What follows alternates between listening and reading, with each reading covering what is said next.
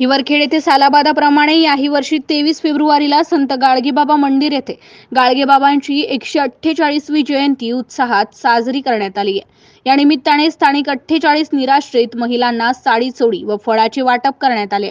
या प्रसंगी सर्वप्रथम पोलीस पाटील प्रकाश गावंडे, किरण सेदानी, माजी सरपंच संदीप इंगळे, भाजपा नेत्या प्रतिभा येऊल, अनिता नेवारे यांच्या प्रमुख उपस्थितीमध्ये गाडगेबाबांच्या प्रतिमेचे पूजन करून पुष्पहार अर्पण व दीप प्रज्वलनानंतर अभिवादन करण्यात आले। संत गाडगेबाबा सेवा समिती हिवरखेडचे संस्थापक बाळासाहेब नेरकर गेल्या 17 वर्षांपासून संत गाडगेबाबा समिती व त्यांच्या मित्र परिवारांमार्फत समाजातील वंचित घटक, रोगी, अंध, अपंग, निराश्रितांना साडी, चोळी, कपडे व फराळाचं वाटपाचा कार्यक्रम नित्यनियमाने राबवित आहेत। या प्रसंगी संत गाडगेबाबा सेवा समितीचे जयेश बोहरा, दिलीप नाठे, बजरंग तिडके, प्रफुल्ल पवार, ओम अस्वार, रामदास ओंकारी, रेखाते गुरुजी, विजय भड, वासुदेव वाघ, गजानन मानकर, महिला भजनी मंडळाकडून मंदिर परिसर येथे गाडगेबाबांच्या दशसूत्री बरोबरच स्वच्छता अभियान सुद्धा राबवण्यात आले।